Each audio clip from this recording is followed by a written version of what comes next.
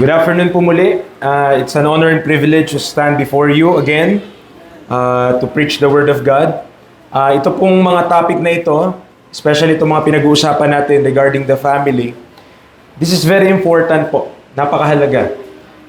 As we are discussing sa mga men kapag kami nag-fellowship dito po sa church, mga nakaraang Mondays,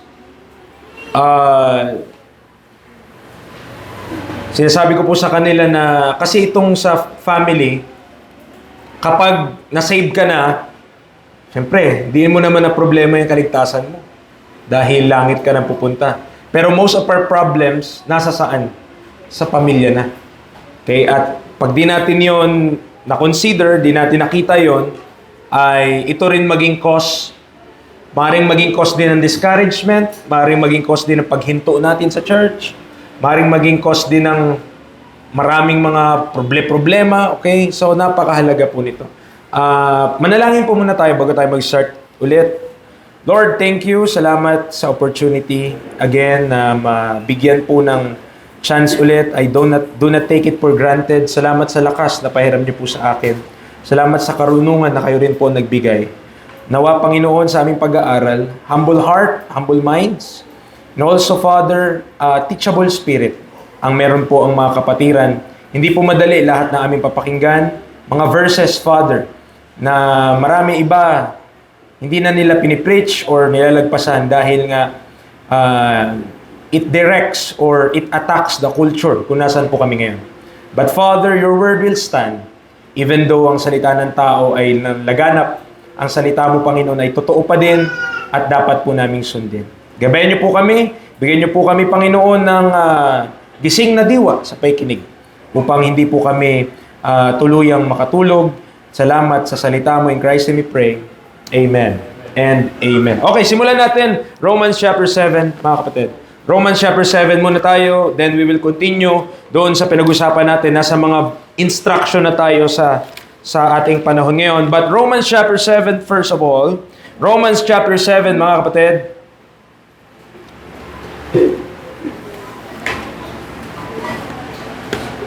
verses 1 to 4, the Bible tells us, "Know ye not, brethren, for I speak..." Oh, nag-update na naman siya, no? To gusto niya, ina-update siya. Susunod na kita i-remind. Okay, sabi niya, "Know ye not, brethren, for I speak to them that know the law, how that the law hath dominion over a man as long as he liveth. For the woman," this is an illustration to prove that point, but it is true, yung statement na to sa verse number 2 sa verse number 3, ay totoo siya even though yung number 1 yung source kung bakit siya nasabi.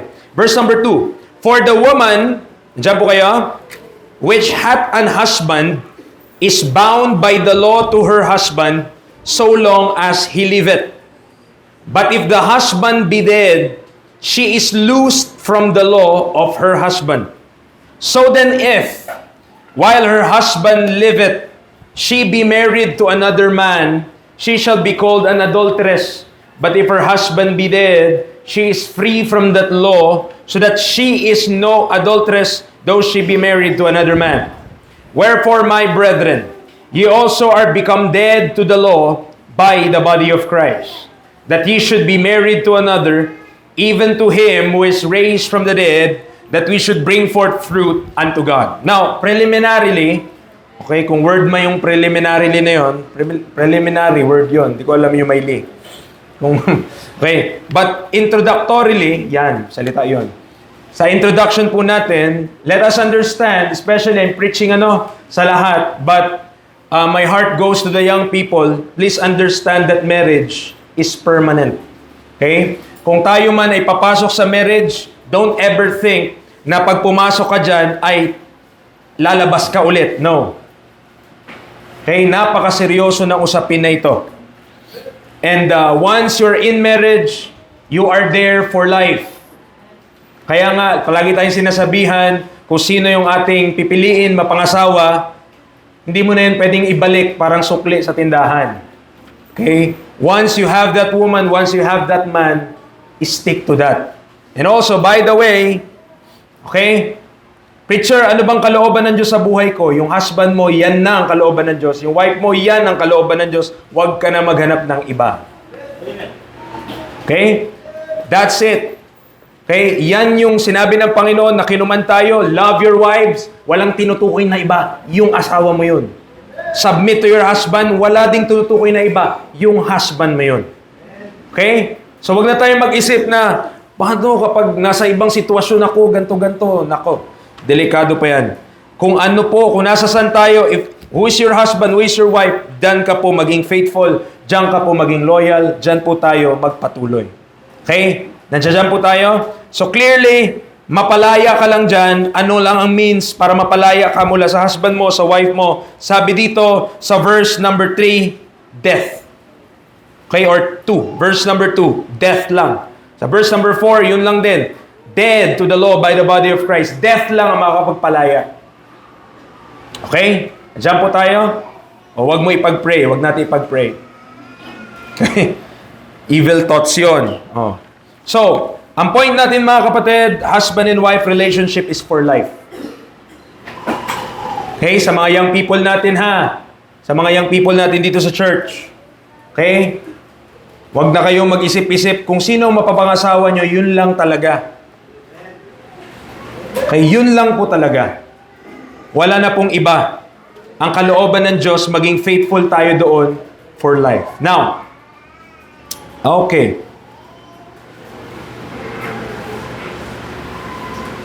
So, dito tayo.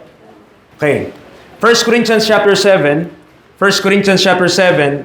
Balikan natin. Mga diniscuss natin to last week. But we need to repeat.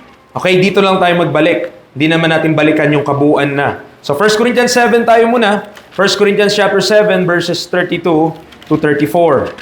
1 Corinthians chapter 7 verses 32 to 34. Okay, ano sabi ng Bible? But I would have you without carefulness. He that is unmarried. Mag-amen yung mga young men na unmarried. Okay. Kayo to, para sa inyo to. He that is unmarried careth for the things that belong to the Lord, how he may please the Lord. Okay? Clear ba yon? Okay, clear? Alright. Now, to the unmarried woman, mag-amen po. Di sila sure? Okay? Okay, verse 34, ang sabi ng Bible, there's a difference also between a wife and a virgin. The unmarried woman careth for the things of the Lord, that she may be holy both in body and in spirit. But she that is married careth for the things of the world, how she may please her husband. Verse 33, ganun din yung sinasabi sa mga husband, yung meron ng mga asawa. He that is married careth for the things that are of the world, how he may please his wife. Okay? So there's a big difference, mga kaibigan, mga kapatid. If you're married, meron ka ng asikasuhin, kailangan na talaga natin mag-deal sa world, kailangan natin mga muhan, kailangan natin magtrabaho, kailangan natin maghanap buhay. Why? For the sake of our families. Okay? Kailangan natin gawin yon. Now, to those who are wives, sa mga wives na, you need also to care for the things of the world doon sa mga kakailanganin ng mister, how she may please her husband. But the admonition is to the unmarried. Okay? To the unmarried, now is the time ng ating pakialaman is not the things of the world yet, but the things that belong to the Lord. Why? Wala pa naman kayong responsibilidad na ang responsibilidad na yon nakaatang sa tatay, sa husband. Wala pa kayo doon. Okay? Not yet to that point. But you are preparing for that point. However, napaka-importanting maintindihan yung difference po na yan. So, isa yan na makatulong sa mga young men at mga young ladies. Okay? Na maintindihan kung saan dapat yung care nyo habang ngayon hindi pa kayo nag-asawa. Okay? Our care, those who are unmarried, should be the things that belong to the Lord. Yan ang ating pakialaman. Okay? Wag Tinder. Wag Facebook dating. Okay? Wag WhatsApp, kung ano-ano dyan. But the things that belong to the Lord. Yung passage na yan, pinapakita that the unmarried children should care for the things that belong to the Lord, while the married careth for the things of the world, how they may please their spouses. Now, nagpasa natin yan. Okay, Dinil din natin yung 1 Corinthians 11, mga kapatid, about headship last time. And about headship, we have established, I hope, na nawa persuaded tayo sa sinasabi ng salita ng Diyos. Okay? Could we agree that the headship is given to the man? Ulitin ko po yung tanong, ha? Do you agree that the headship is given to the man? Hindi naman sinabi po na boy eh. Hindi naman binigay ang headship sa boy. Binigay sa man. Preacher, what is the difference? Kaya yung boy, wala pa responsibilidad yun. Ang merong responsibilidad yung man. Okay? So, headship is given. No, babasahin natin ulit, verse number 3. Okay? Isa sa mga great tool of teaching ay repetition, mga kapatid. Paulit-ulit. But I would have you know that the head of every man is Christ, and the head of the woman is the man, and the head of Christ is God. I've also preached last week na ang headship, hindi ibig sabihin ng headship na mas matalino ang lalaki. Di rin ibig sabihin ng headship na ang lalaki ay parang, ang tawag dito, para kang warprick na kung anong sabihin ko, yan lang masunod. Oh. Okay, hindi yun ang proper headship. Proper headship is the responsibility na binigay ng Diyos sa husband or sa father, sa lalaki, binigay ng Diyos doon, and bilang ganon, bilang binigay yung headship sa mga kalalakihan, you need to be responsible because ikaw ang mabiblame din sa family if ever magka-problema dyan. Okay? So, the husband is given that responsibility by God to head the home and not the woman. Verse number 4, every man praying or prophesying having his head covered, dishonoreth his head. But every woman that prayeth or prophesieth with her head uncovered, dishonoreth her head. For that is even all one as if she were shaven. For if the woman be not covered, let her also be shorn. But it be a shame for a woman to be shorn or shaven.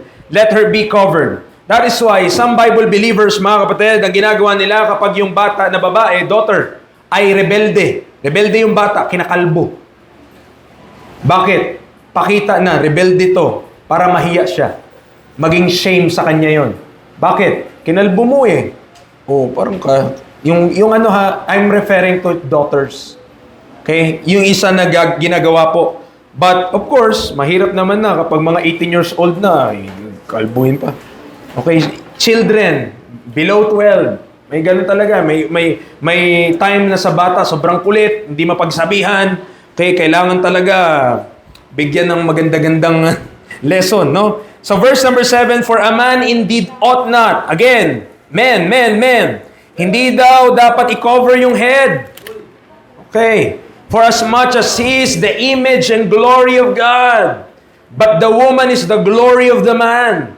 For the man is not of the woman, but the woman of the man. Neither was the man created for the woman, but the woman for the man. For this cause ought the woman to have power on her head, listen, because of the angels. Remember what happened to Eve last time that she was in the Garden of Eden? Nung napabayaan siya nung kanyang husband, na-deceive siya. Tama? That's why napaka-importante ng headship ng mga kalalakihan. Why? To protect our wives na hindi din sila ma-deceive. Okay? Ganyan ang inatang ng Diyos, nilagay ng Diyos na responsibilidad po sa atin. Kaya matuto yung mga young man, okay? One thing that I have mentioned last time, na sabi ni Pastor James Knox, so ikaw ay selfish. Huwag ka na lang mag-asawa. Kasi pa nag-asawa ka, kung anong meron ka, sa asawa mo na yung lahat. Hindi, sa akin lang to. Okay, delikado yan. Kung anong password mo lahat, dapat alam ng asawa mo. Cellphone mo, dapat na-access ng asawa mo lahat. Walang tinatago tayo. Amen.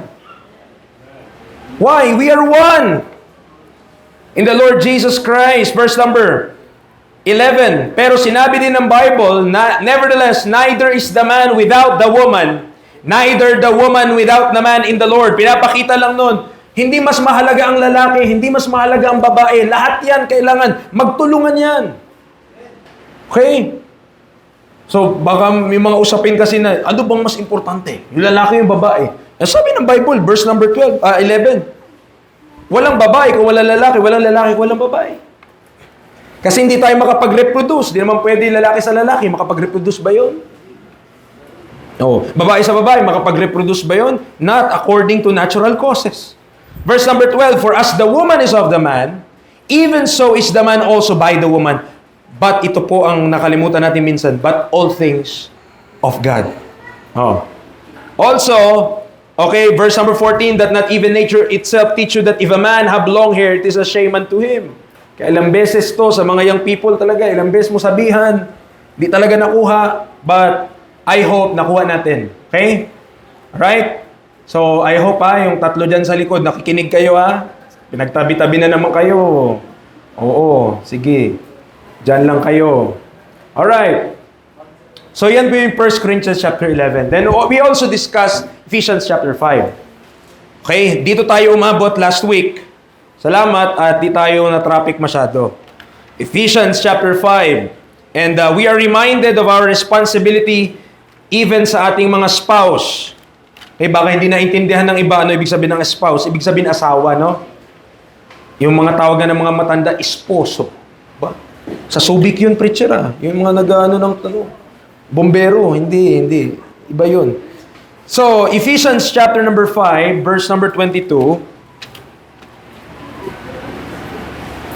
Wives, sabi ng Bible, submit yourselves unto your own husbands as unto the Lord. Now, mga kapatid, ang mga setback, ang mga alinlangan, at ang mga parang doubt or na hindi natin tumo-obey. Minsan, ang inisip kasi natin, paano preacher yung husband unbeliever? Minsan ganun Kaya hindi ma-obey yung gantong passage, parang kasi po, unbeliever naman But nakita nyo po yung scope dyan ng submission is unto the Lord, mga kapatid. Unto the Lord. Doon tayo mag-a-abide. Doon sa lordship ng ating Panginoon. And kinuman talaga yung mga wives to submit to their own husbands. Okay? Sino ang susundin? Hindi husband ng iba, own husbands. Okay? Ladies, wives, listen. Okay? Ang sundin nyo po, ang magsasubmit po kayo, not first and foremost to the pastor. Hindi po. But to your own husband. To your own husband. Oh. If ever may sinabi ang pastor, halimbawa, and your husband may sinabi siyang iba, hindi naman doktrina. Ano lang, manner of procedure lang, ganyan-ganyan. Okay? You ought to submit to your husband. Kaya at yun din tinuturo ko sa mga men, mga kaibigan, mga kapatid. Why? Dahil ang mga men, lalo na yung mga fathers and husband, they are the pastors of their own homes. Sila yung pastor ng sarili ng pamilya. Okay? At kailangan matutunan natin ito. Bakit? Kapag nagka-problema tayo, ang responsibility talaga nasa mga men. Ito yung burden natin na maintindihan natin itong lahat. Verse number 23, for the husband is the head of the wife. Okay? Even as Christ is the head of the church, and He is the Savior of the body. Therefore, as the church is subject unto Christ. So, saan daw tayo? Yung mga wives, saan kayo magiging subject sa inyong mga husband? Be to their own husbands in everything. Praise the Lord. Diba? Everything. Okay? Sa lahat ng bagay. Preacher, kahit damit namin? Yes. Preacher, kahit buhok namin? Yes. Hindi pwede yun. Hindi pwede yun. Okay? Preacher, ano bang scope ng everything na yan? Di everything. Okay? Lahat ng bagay. Sa ganung pamamaraan din, sinabihan din yung mga husband, verse 25, husbands, love your wives. Preacher, ilang beses na namin narinig. Oo nga ilang beses na natin ito narinig, pero hindi natin ina-apply, kaya kailangan marinig ulit natin Tama? Husbands, love your wives. Hindi maging bitter sa mga wives. Praise Jesus. Amen. Even as Christ also loved the church and gave Himself for it. Ano yung purpose ni Kristo? Ano yung purpose ni Kristo? Verse number 26. That He might sanctify and cleanse it with the washing of water by the word. Nakita niyo po ating Panginoon to the church? His relationship to the church. Ang ginagawa niya, nung niligtas tayo ni Kristo as believers, naniwala tayo sa gospel. Okay. Nung niligtas niya ba tayo, nabago na ba tayo agad? Ibig sabihin na yung mga kasalanan mo ba, natigil mo lahat? Or unti-unti yon? Di ba unti-unti po yun? Process yun. Yun yung pinag-aralan natin sa sanctification. Tama?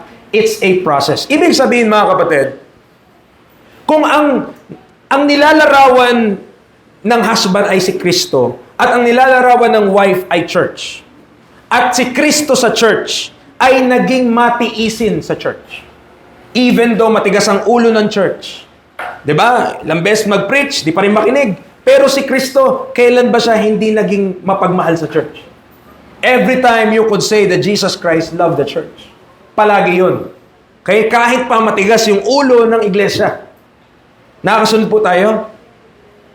Di ayaw na nilang maniwala.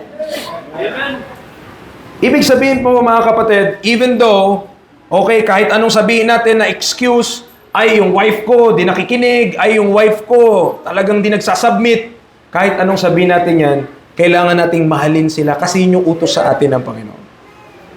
That's the instruction of God. At yan din yung vow natin before the altar when we got married, na sinabi mo either sa pastor o sa huwes o sa kung kanino, but when you give that vow to the Lord na mamahalin ko siya ng buo kong buhay, paglilingkuran ko siya ng buo kong lakas. Diba? Ang gaganda pa mga salita na yan, pangako natin yun sa Diyos.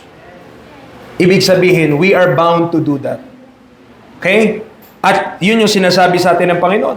Bakit? Anong ginagawa? Verse number 26. Sinasanctify ni Kristo, kinikleanse ni Kristo with the washing of water by the word. Verse number 27. That He might present it to Himself a glorious church, not having spot or wrinkle or any such thing, but that it should be holy and without blemish. So ought men to love their wives as their own bodies. He that loveth his wife loveth himself. For no man never yet hated his own flesh, but nourisheth and cherisheth it, even as the Lord the church. For we are members of his body, of his flesh, and of his bones. For this cause shall a man leave his father and mother, and shall be joined unto his wife, and they two shall be one flesh. Mga kapatid, clear naman. Ang instruction sa husband and wife, clear po sa Bible. Okay? Now, ang kasalanan lang naman na nag-complicate sa lahat eh. Sin complicates everything. Simula pa nung kay Adan at kay Eva. So, expect mo, during our time, okay, kung bilangin natin at least 6,000 years galing kay Adan sa panahon natin ngayon, of course, napakarami ng mga bagay, daming influensya ng mundo, ideas, ganyan, kultura, sama-sama na nag-contribute kung paano ka mag-isip ngayon. Paano ako mag-isip ngayon. Now, ang Bible, hindi nag-conform sa world to. Inuutusan pa nga tayo, be not conformed to this world. Now, kung marinig natin, parang,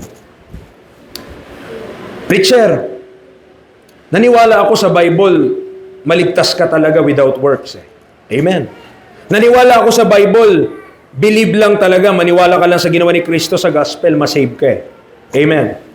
Doon naniwala ako, pero sa mga part na ganito ng Bible, parang imposibleng i-apply. Parang imposible na masunod ito.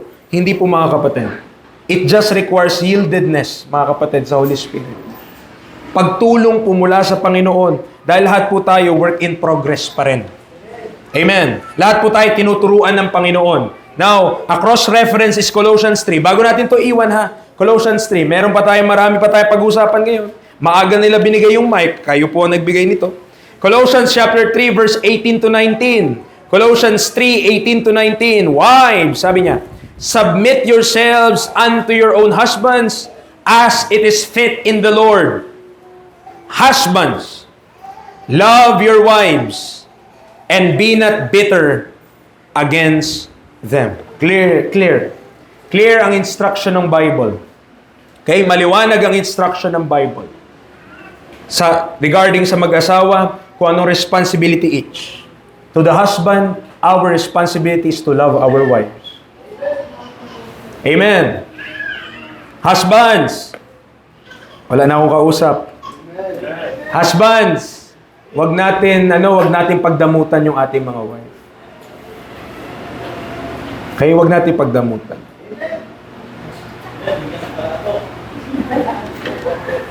Okay? Yung sinabi ni Brother Joel, sana hindi yun pabiro lang. Sana totoo yun. Diba? Yung as the years go by, sweeter. Wag naman, bitter as the years go by. Bitter as the years go. Diba? Pangit naman. Diba? Pero, sasabihin ko po sa inyo, that's the reality to some. Ngayon, kung naranasan po natin yan, may hope naman sa scripture. Let's obey. Obey. Husbands, hindi ang reaksyon natin dahil, halimbawa, ang wife hindi nag-submit, hindi ka maging bitter sa kanya, mas lalo mo pa siyang mahalin. Mas lalo pa natin siyang mahalin. Wives, kung ang husband naiinis ka na, mas lalo ka pa mag-submit. Okay? Because we are teaching, mga kapatid, isang consideration sa pag-aaral natin, ha? Kaya nga, may introduction to, nung nakaraan pa, bago ko to tinuro na we're preaching on the context. One of the context is, at least ang family ligtas na. Okay, napakahalaga nun. Kasi kapag may isa na hindi saved sa family, either husband or wife, mas mahirap yung sitwasyon, di ba? Pero kung parehas, husband and wife, parehas ligtas, matulungan tayo ng Panginoon pagdating sa bagay na ito. Sige, move on muna tayo. Lagpasan muna natin ito, okay? Kasi yung iba, habi nila preacher, next topic. Okay. So, Ephesians 6 tayo, kapatid. Ephesians chapter 6. Dito tayo. At ang mga children, para alam ng mga magulang ang kanilang responsibilidad at ang kanila ding authority.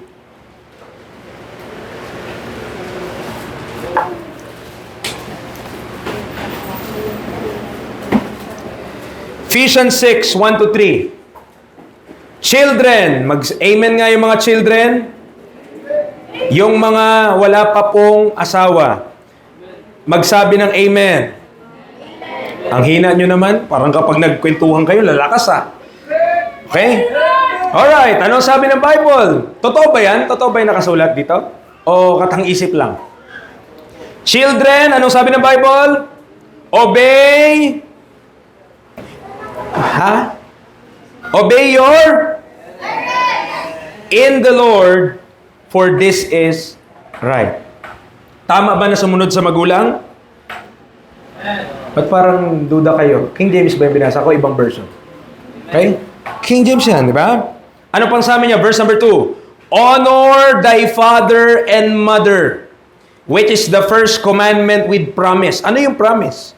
Verse 3. That it may be well with thee, and thou mayest live long on the earth. Gusto mo mabuhay na mahaba? Hindi malunggay ang solusyon. Pagsunod sa magulang. Kasi ang magulang sabi niya, kainin mo gulay, kainin mo ganto. Pag tayo di sumunod sa ating magulang, nako, walang promise ng long life yan. Yan lang ang promise. Isa yan sa may, kapag pinag-aralan natin ng Word of God sa Pauline Epistle, isa yan sa mga promise na practical, kapatid.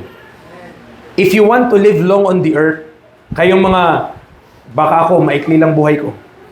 So, kung gusto natin na mahaba ang ating buhay, okay? Kung gusto nyo, mahaba ang buhay nyo, okay? Anong sabi? Verse number 3, verse number 1, i-obey nyo ang inyong parents. I-obey natin ang ating parents. Otherwise, if you will not be obedient, don't expect to live long on the earth. Okay? Isa yan sa merong mga practical benefit. Ang pagsunod sa iyong magulang, hindi iyong kaklase. Hindi iyong kapitbahay. Okay? Iyong magulang. Okay? Ang cross-reference niya, Colossians 3:20. Anong sabi ng Bible? Children, obey your parents in all things. Gusto ko basahin ng mga children lahat Pakibasa nga, sabay-sabay kayo. Verse number 20, Colossians 3. Sige nga. Lahat ng mga children, pakibasa ha. Colossians chapter 3, verse 20. Ready? Sabayang pagbigkas. Ready? Read. Children, obey your parents in all things, for this is well pleasing unto the Lord. Ilan daw yung susundin nyo? Ilang bagay? Ilan? Pare-pares ba tayong binasa? Okay? Pag sinabi ni Mama, huwag kang sasama doon sa gala nyo, anong sagot mo? Kasi mas positive na.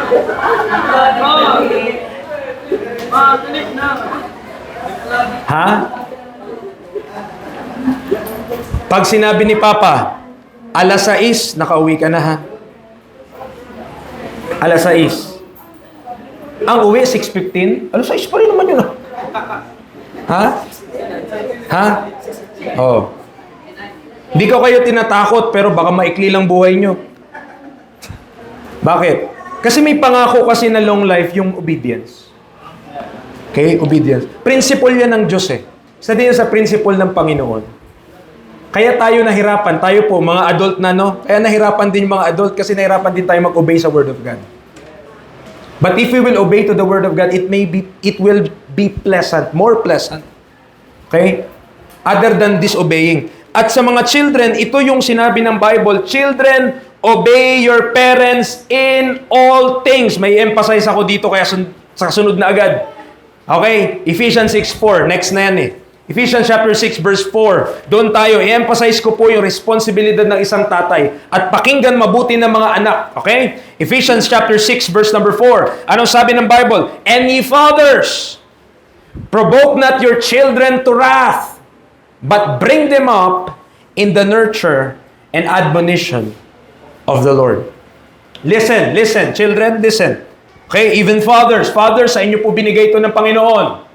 Fathers, kayo po ang binigyan ng Diyos ng responsibilidad sa edukasyon ng inyong mga anak. Okay? When it comes to education, kung anong dapat matutunan ng isang bata, ang responsibilidad hindi binigay sa DepEd. Ang responsibilidad hindi binigay sa CHED.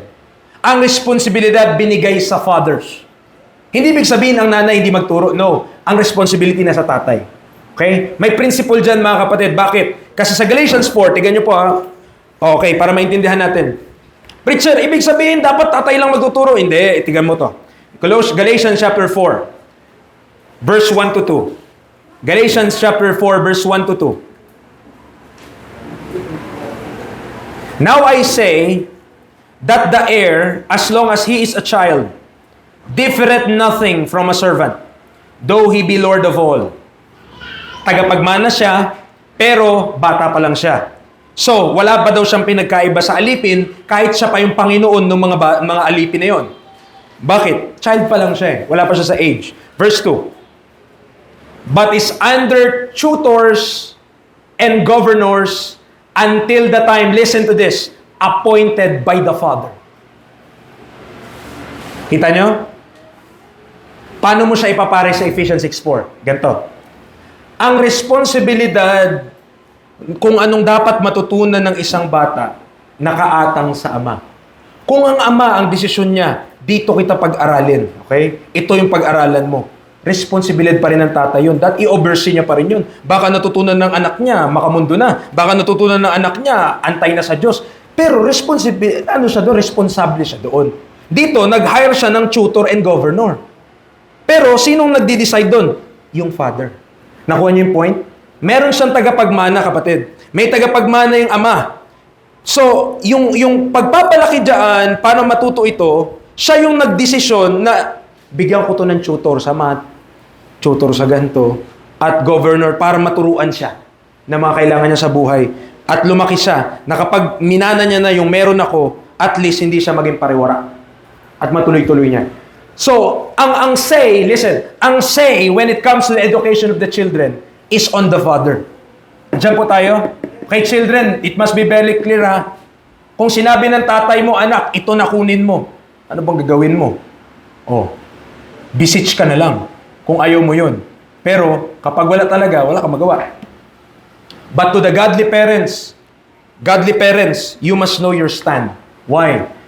Para maipalaki po sila ng maayos na according sa admonition of the Lord and nurture of the Lord. The nurture and admonition of the Lord, napaka-importante po nun. Okay? Okay, ano ibig sabihin nun? Nurture and admonition of the Lord. The role of fathers in child rearing and training is highlighted. It is the job of fathers to bring their children up in the nurture and admonition of the Lord. Nurturing denotes feeding. Di ba yung word na nurture? May kinalaman yun sa pagpapakain eh. Nutrition. Okay? May kinalaman sa nutrition. In this context, in the Lord then, implies the education of the child by feeding him the things of God and thereby being nourished as a result. Admonition is more on the authority of the father to reprove, correct, and instruct his children. Kasi kung ang tatay, ang kanyang responsibilidad ay in-nurture yung kanyang anak, ay ganun din yung admonition. Kasi dalawa yun eh, nurture and admonition of the Lord. Hindi mo lang papakainin at tuturuan, kundi itutuwid, itatama. At ang admonition may kinalaman saan may kinalaman yung reprove, correct, instruct. Okay? Iko-correct, sasabihin kung anong mali niya, itatama, at i-instructan siya kung anong dapat niya talagang gagawin. So, saan mo makikita yan? Katulad niyan, sa 2 Timothy 3:16. Kaparehas yan. Tingnan niyo po 2 Timothy chapter 3 verse 16. Ano sabi ng Bible? All scripture is given by inspiration of God and is profitable for doctrine, nurture. Nurture yun. Reproof, correction, and instruction in righteousness, admonition. Kita natin? So, the responsibility is nasa tatay po. Ang responsibilidad of what education the children must receive is coming from or binigay ng Diyos sa mga tatay. Nakasunod po tayo? Okay? Nakita niyo sa Galatians 4 how yung tutor and governor, ang nag-appoint nun ay father. Okay? Ang tatay ang nagsabi, ito, i-hire ko to, i-tutor mo yung anak ko, or ikaw yung magturo dyan. Kasi alam naman natin, talaga naman, sa mga tatay, tama, hindi naman lahat ng subject alam natin eh.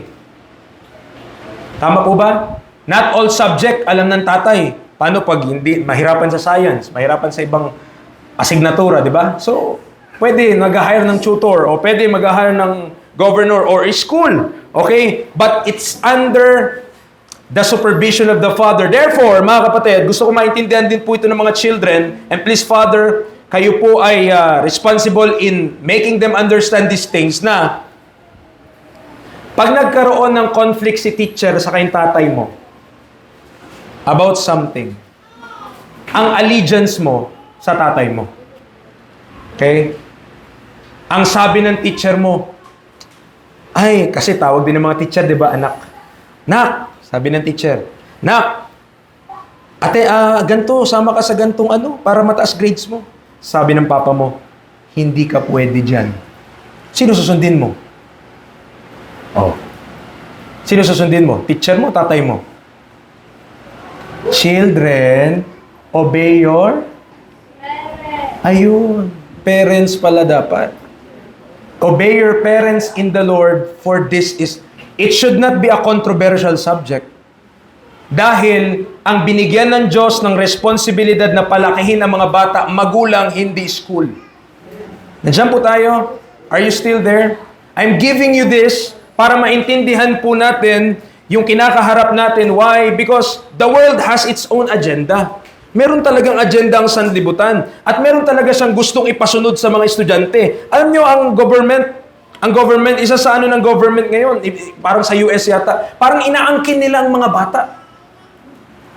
May mga state, if I'm not mistaken, na pinagbabawalan mag-homeschool yung mga magulang. Yung iba, kasi baka daw hindi matuto yung mga bata. Meron nga namang homeschool na di natututo yung mga bata. Meron talagang ganun. Pero, ang responsibilidad, mga kapatid, ay nakaatang sa magulang. Ang ibig sabihin po noon, the father is responsible kung anong matutunan ng kanyang anak. Kung ang tinuturo na sa school ay kasalanan na, may say ang tatay na, huwag ka na sumali dyan.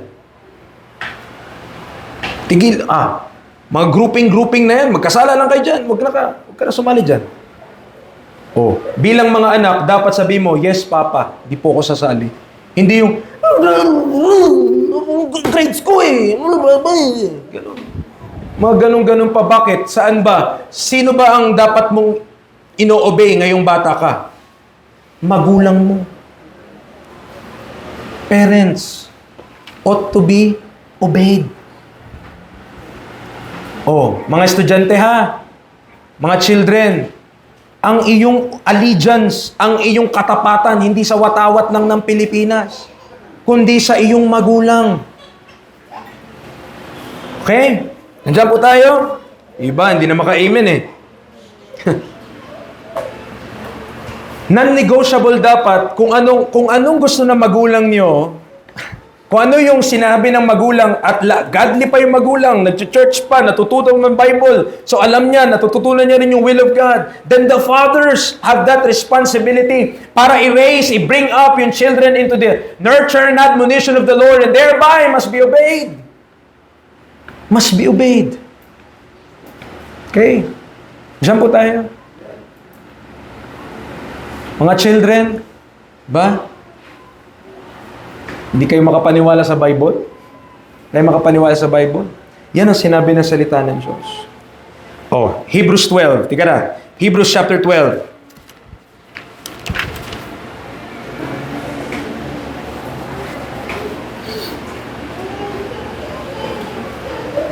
Hebrews chapter 12. Verses 9 to 11. Hebrews chapter 12, verses 9 to 11.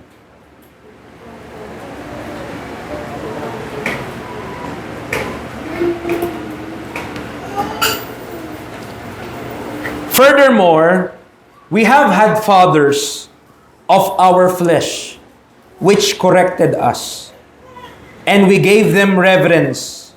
Shall we not much rather be in subjection unto the Father of spirits and live? For they verily for a few days chasten us after their own pleasure, but He for our profit, that we might be partakers of His holiness.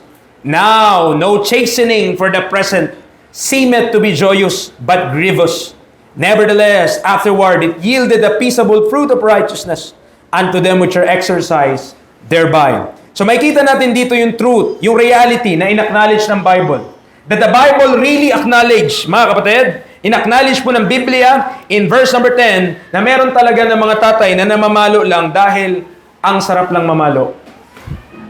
Okay? So, sa mga nakaranas noon na pinalo lang, wala naman dahilan, pinalo ka lang. Okay? In-acknowledge ng Bible yun. Sinabi ng Bible, nangyayari yun. Ang pinupoint niya lang mga kapatid, walang chastening na joyous. Ano ka na, pinapalo ka na, masaya ka pa. Kapag ganun, yung mga tatay, pag nakitang umingiti ka pa, mas lalo pala lakasan. Kasi, nakakangiti ka pa, ibig sabihin, hindi pa masakit yan. So, mas lalo lalakasan. But ang point natin dito mga kapatid, the fathers, nakita nyo kung sino yung namamalo? Fathers. Okay? Fathers. So, ang in-acknowledge ng Bible dito, nakita natin, the fathers. Now, hindi natin sinabi na hindi pwede mamalo nanay. Okay? Pero dito, sa verse na to, ang namalo, yung tatay, at chastening talaga. Para katunog ng hazing, no? Hindi naman. Chastening, kapatid. So, chastisement, di po yan maano. Okay, now, preacher, to the fathers, practical admonition sa ating lahat. Preacher, ano ba dapat ituro sa mga bata? Kasi inatasan yung mga father na i-bring them up in the nurture and admonition of the Lord. Ano ba dapat ituro sa kanila? Of course, pag sinabi mo, word of God, napaka-broad naman. Lawak naman nun.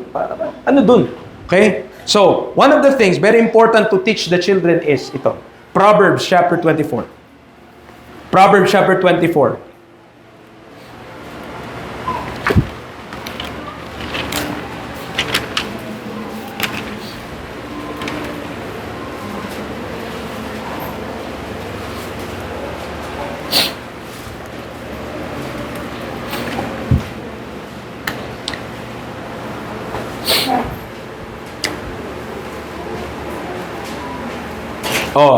Sa mga young men, ito rin requirement bago mag-asawa. Okay? Ano sabi ng Bible? Prepare thy work without, and make it fit for thyself in the field. And afterwards, build thine house. Okay? Anong principle na makikita natin dito? Okay? Anong principle na makikita natin dito? Anong nauna? Yung work o yung pag-build ng house? Okay? Work muna. Prepare thy work without. At afterwards lang, yung sa baba, build thine house.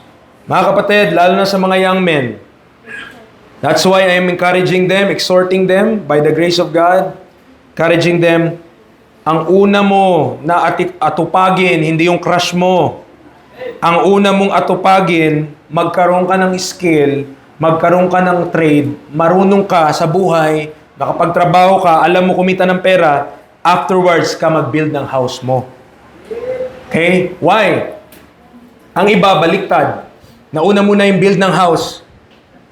Bago, nag-prepare thy work without. Una muna yon.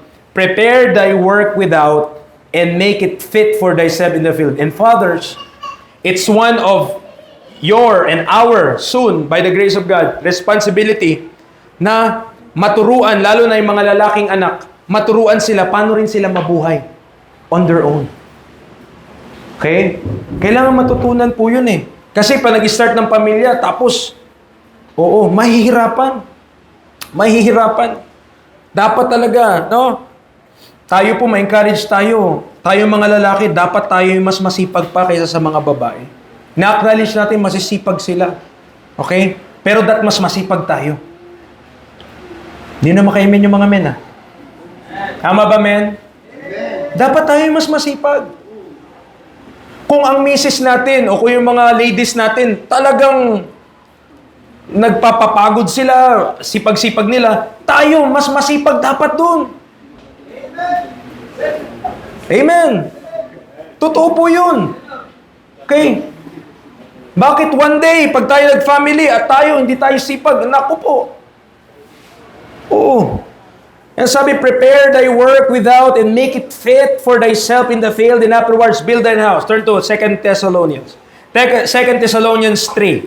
2 Thessalonians 3. Yan po yung isa, fathers. Yan yung isa sa responsibility po natin. Ang responsibility po natin, maturuan sila how also they will live in this life. Na alam nila kung paano kumita ng pera, maghanap buhay. Yan.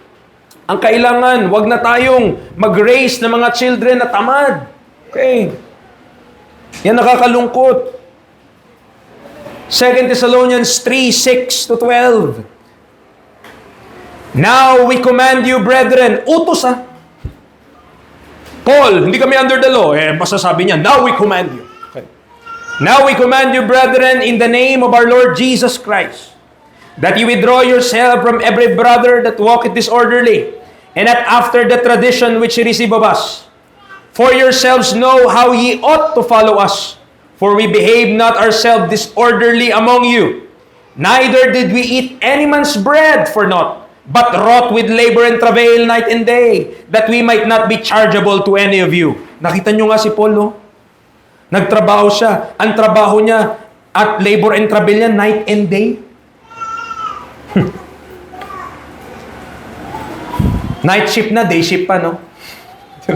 Night and day. Verse number 9. Not because we have not power, but to make ourselves an ensample unto you to follow us. For even when we were with you, this we commanded you.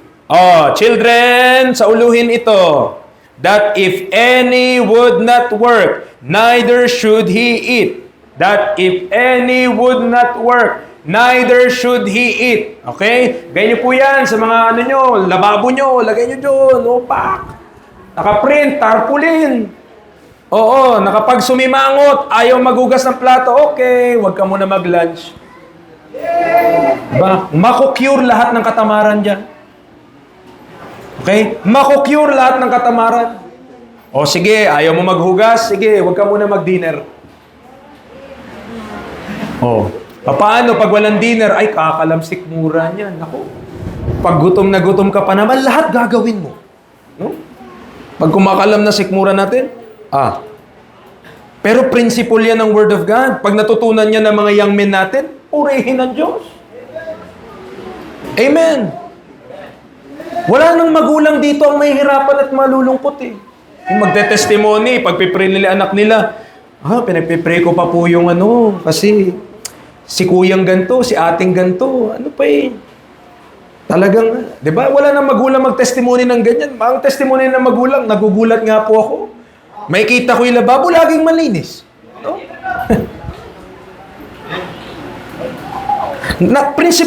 Hindi yan biruan, kapatid Utos, sa Bible to, tignan nyo po command yun verse number 10, inuutos niya talaga. Even when we were with you, this we commanded you. Inutos niya talaga, command niya If any would not work, neither should he eat.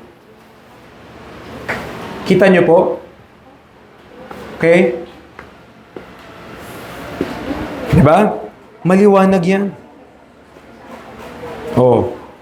Verse 11, For we hear that there are some which walk among you disorderly, working not at all, but are busy bodies. Mga children Ito. Mga children, tinutulungan ko lang ang mga magulang nyo para kayo tinudiin. Ba? Tinutulungan ko lang sila. Why? Kasi yan naman ang sinabi ng Bible. Hindi naman tayo nag-invento ng salita dyan. Okay? Ang nakapagtaka dyan, ang sabi ng bata kapag inutusan, mamaya na. Diba? Ganun ang mga sabi. Mamaya na. Wait lang. Ganyan mga litanya Wait lang. Mamaya na. Sige ma, wait lang. Diyan ako. Okay? Yan yung mga salita ng mga bata, madalas. Ang ano bang ginagawa niya pag nagsabi siya ng wait lang? Yung laro. Yung laro niya. Yung games. Yung palabas. Yun yung inuuna natin. So pag sinabi ng mama, okay, ayan! Okay, JR! Tinawag. Ibay na, nandiyan. Pag tinawag ng mama, ganun. Daw. Punta ka dito. Wait lang. 5 minutes, 10 minutes, 15 minutes, wala pa. Diba? Anong tawag doon? Disobedience. Disobedience. Preacher! Di mo po kasi kilala yung mama ko Paano ba yung mama mo? Ang dami pong utos, mas marami pa sa 10 utos ng Diyos. Diba? Ganun bata, no? Pag nagsali. Di mo po kasi kilala yung papa ko Ang dami pong pinapagawa. Gaganon pa. Akala mo naman mamamatay siya sa pinapagawa. Pinapagligpit lang ng higaan. Pinapagkuha lang ng sinampay. Diba, mga bata, mga kapatid, pag di natin po yan na-train sila, pag di sila na-bring up in the nurture admonition of the Lord, lumalaki po silang tamad. At kapag sila'y lumaki, magiging sakit sa ulo din, pati ng barangay. Amen. Diyan po tayo. Okay. Kaya mga nagmu-music ministry dito, pag di nakikinig sa magulang yan, nako. Diba? Tapos, ang mga mahilig pa nilang kantahin, obedience is the very best way to show that you believe. Ganun pa yung mga gustong kanta. Pero di naman sumusunod. Pangit. Di ba? Okay. So, nawa, natututo po tayo pagdating sa mga bagay na to. Ulitin ko po yung statement ko kanina, napakahalaga kasi naman. Okay? Mga parents, wag po kayong papayag na ang edukasyon ng inyong mga anak, gobyerno magdidikta. Okay? Yes, makatulong ang government. Meron silang tinatawag na curriculum. But more than that is the Word of God. Wala naman sa curriculum ang salita ng Diyos dun. Saan? Nandun sa ESP, edukasyon sa pagpapakatao, na nakalagay dun sa gilid ng room, maka-Diyos, maka-tao, makakalikasan, makabansa. Wow! Maka-Diyos sila. Hindi. Ang godliness na tututunan sa church. Tututunan with the brethren, sa Word of God, sa family, when you're doing this. But sa school, turo sa inyo yan, things of this world.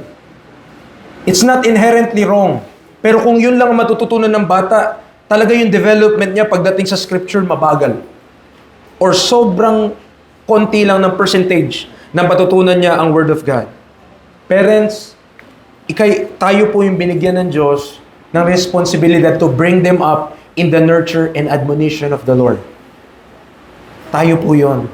Binigay po sa magulang yon. Hindi po binigay sa ibang tao. Nandiyan po tayo?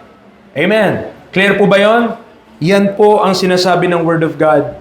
Kaya sa mga children, sa mga bata, yung tinurungan ni Evangelist Dondon, yung napakinggan ko yon, talagang sabi ko, wow. Ang children, kinukonsider ng Bible age 12 pababa. Those are considered children. Pero pag nag-13 ka na, hindi na. So nasa saan yung train up a child? Nasang edad yun? Train up a child in the way you should go. And when he is old, he will not depart from it. So nasang edad yun? Amen? So kahit 13 ka na, kung 13 na kayo pataas, may pag-asa pa rin.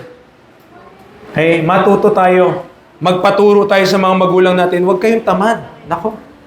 Yan ang pinaka-isang bagay na hindi kayo, kahit ang Diyos, di kayo kukonsintihin. Yung katamaran po. Galit ang Diyos. Okay? So kahit anong gawin natin, hindi gugustuhin ng Diyos. Okay. So, dito tayo di pa, sige. 1 Timothy 2. 1 Timothy 2. In reference to the family as well. Okay, 1 Timothy chapter 2. Verses 9 to 15. 1 Timothy chapter 2, verses 9 to 15.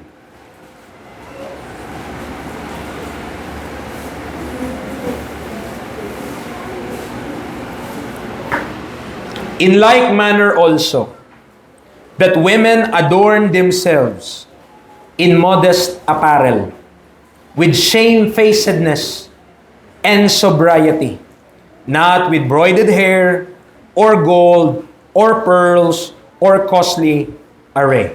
Of course, mga kapatid, hindi naman sinasabi na hindi ka pwedeng mag-wear ng gold. Diba? Kahit yung ibang gold natin, plated lang. Diba? Hindi naman sinabi yun, bawal or pearls. Okay? But ang emphasis ng passage is on the modest apparel. That women adorn themselves in modest apparel. Preacher, bakit yung mga men di sinabihan na maging modest apparel sila? Kasi mostly, ang mas may problem kasi dito ay mga ladies. Okay? Na kailangan matuto when it comes to this issue. Of course, sinasabihan din natin yung mga men. Okay? Kahit mga men ought to be modest. Oh. Basta din minsan, pakita-kita tayo ng mga tiyan natin. Malalaki yan. Okay? Hindi na natin pakita yan. Verse 10, but which becometh women professing godliness with good works. Now ladies, listen very carefully. 11 to 15. Pakinggan niyo po ito. Word of God. Let the woman learn in silence with all subjection. But I suffer not a woman to teach, nor to usurp authority over the man, but to be in silence. For Adam was first formed, then Eve. And Adam was not deceived. But the woman being deceived was in the transgression. Notwithstanding, she shall be saved in childbearing, if they continue in faith and charity and holiness with sobriety. Okay. Diniscuss ko ito sa mga men. I've talked to them about this issue. Okay? But please hear the scriptures. Nawa po, i-take natin ito as corrective. Okay? Correction from God. Nakita niyo po yung verse 12. Sinabi ng Bible, but I suffer not a woman to teach, nor to usurp authority over the man, but to be in silence. Okay? That's why may comment or may admonition si Brother Aldrin yung nagsalita siya last time about, di ba, sa pagta-testimony ng mga ladies. Okay. Sabi niya, kapag nag-testimony po yung mga ladies, it's supposed to be thanksgiving yon. Papasalamat ka sa Panginoon, praise ka sa Panginoon, of your own experience. But, kapag gumamit na tayo ng mga salita na dapat ganito, kata niyo yung word na yun, when you use that word dapat, para ka na nag-preach. Halimbawa, testimony ka lang, salamat po ako sa Panginoon, sa buhay namin, mag-asawa, sa mga anak, sa mga blessing po na dumadating sa amin, at sa mga natututunan din po sa preaching, na dapat pala, nagsasubmit ako sa husband ko, na dapat pala, yung husband ko, minamahal ako. Nag-preach na tayo. Kapag natin, nakita natin yung shift. Doon tayo magkaroon ng violation sa scripture. Kasi sabi niya, verse number 12, but I suffer not a woman, hindi naman magsalita lang to teach. Nor, sabi niya, nor to usurp authority over the man, but to be in silence. Ang mga bata, children naman kasi yun, kaya pwede naman magturo sa children, yung mga women. Bakit? Mga bata naman yun Hindi naman mga man yung tinuturuan nila But when ladies teach men, doon tayo magkaroon ng problem. Okay? Doon tayo. Kaya we are also against women pastors. Kaya di natin yan suportahan talaga. Bakit? Hindi talaga yung biblical.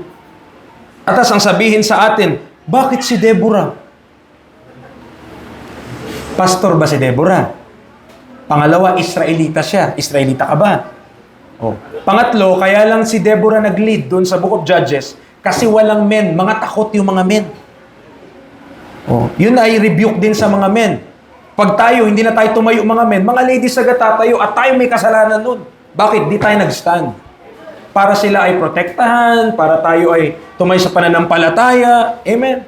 Siyempre, they are taking just the place na gusto lang din nila mag-serve sa Panginoon. That's why very crucial yung role po natin as men in leadership.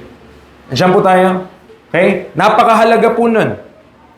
So, mga ladies hindi masama mag-thanksgiving. Hindi masama magpuri sa Panginoon. Hindi masama magpasalamat sa Panginoon. Okay? But, as a rule of thumb, and also, para matulungan din tayo ng Panginoon at di rin kayo magkaroon ng problem. Ito po. Okay? Minsan, pag tayo nag-testimony, napapahiya ang husband natin. Okay? Hindi tayo nakapagbigay reverence during that time. Imbis na nag-thankful ka sa Panginoon, pasalamat ka sana, na-embarrass siya, napahiya siya, parang napalagay niya, nababastos siya, ganun. Nagpasalamat ka na sana, okay na sana, nagpasalamat ka, kaya lang, may ganung So mag-ingat na lamang po tayo. Or, manapay, kung di pa natin alam kung paano gawin yun, silent lang tayo. Thank lang tayo sa Panginoon. Tama? Ang iiwasan natin, ma-violate nyo rin po yung scripture para kayo po, yung walk nyo, magkaroon din tayo ng pure conscience before God sa ating service.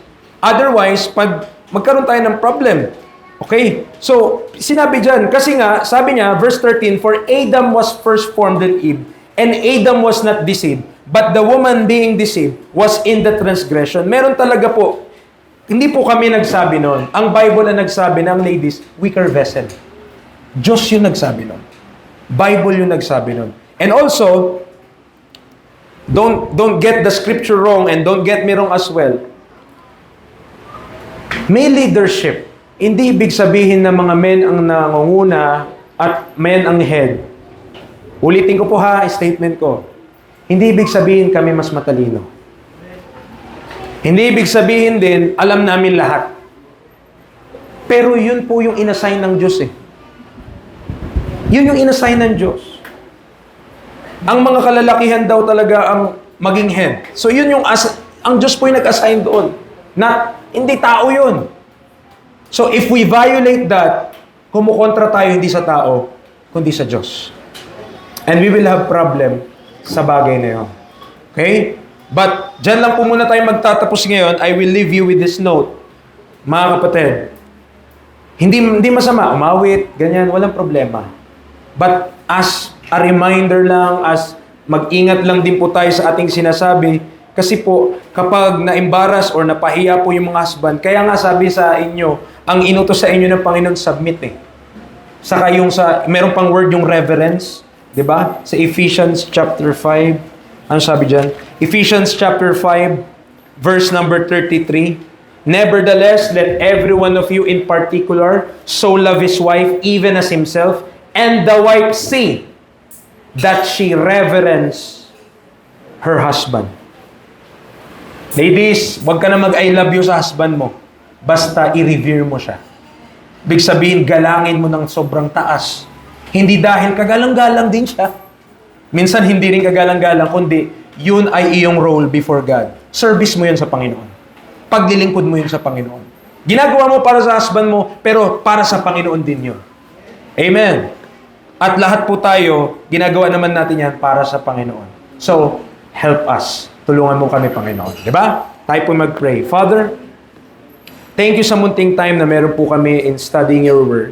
I know maybe yung iba, merong struggle when it comes to these issues. Maybe mahirap i-receive yung mga ganitong teaching. But Father, nevertheless, these words are in the scriptures. You call upon us to obey your word.